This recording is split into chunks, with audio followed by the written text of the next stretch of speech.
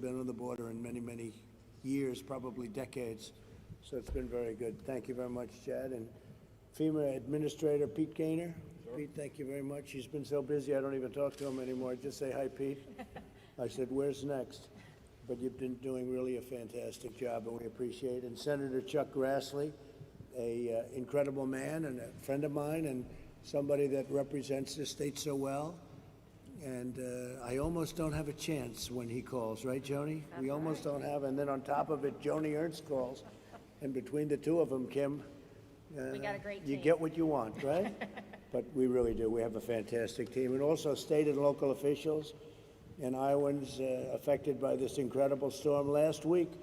For those of you that don't know what happened, a powerful hurricane force winds pummeled Iowa like I guess you haven't really seen before, right? Yeah, has this ever happened, a thing like this? Not to this extent. Have we experienced anything even close the size to and the power of the winds. All Americans are united in grief and prayer for the precious life that was lost. So how many people were lost, would you say? Right now we've had 3 fatalities, and when you look at the severity of the damage and how widespread it is, and especially in Lynn County that you're in right now, it's been a blessing that we haven't had any more loss of life than we've had. Oh, well, that's good. That's 3 is too many, but 3 that's is a lot. Too many. And people injured, I know, but it's but they'll be okay, right? Yeah.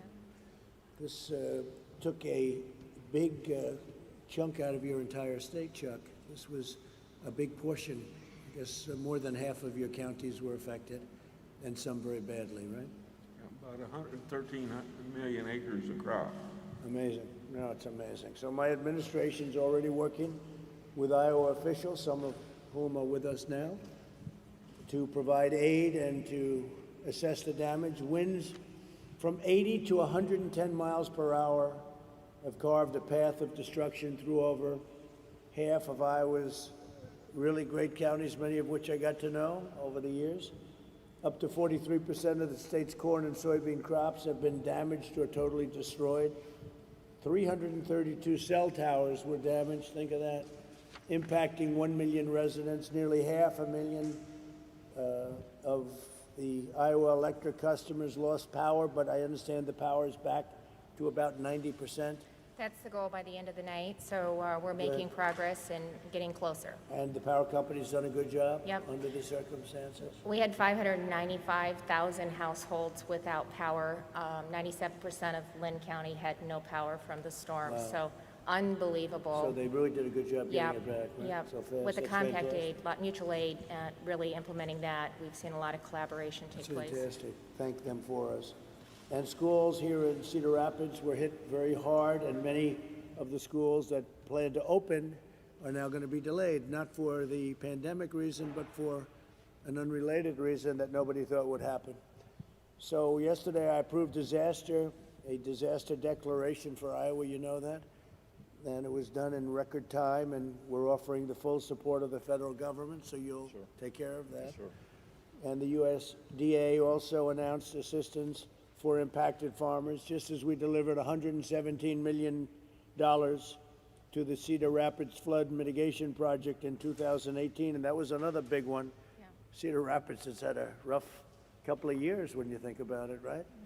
But we took good care of the flooding, and just like we did that, we're going to help you recover from the storm, and we'll get it done, and we'll all get it done together. Iowans have always been resilient and strong and tough and great people. From the depths of this grave hardship, we will rebuild even stronger than before. We're going to be in fantastic shape in a very short period of time. You have a outstanding group of people representing you, and maybe if I could, Kim, you could start off and say a few words as to what's going on and how we can further help. Yeah. Well, first of all, I just want to extend my gratitude for the incredible turnaround time. In less than 24 hours, you were able to approve the major disaster declaration, and that provides a lot of insurance to our communities that have been impacted by the derecho. It's basically a 40-mile wide tornado that went through the state of Iowa, 112 miles an hour per wind, up to some of the highest speeds. And as I indicated, 595,000 households without power, significant damage to our electricity and communications infrastructure. but the capacity of our utilities to get people back up has been great. Appreciated Secretary Administrator Gaynor being on the ground yesterday and seeing firsthand some of the damage.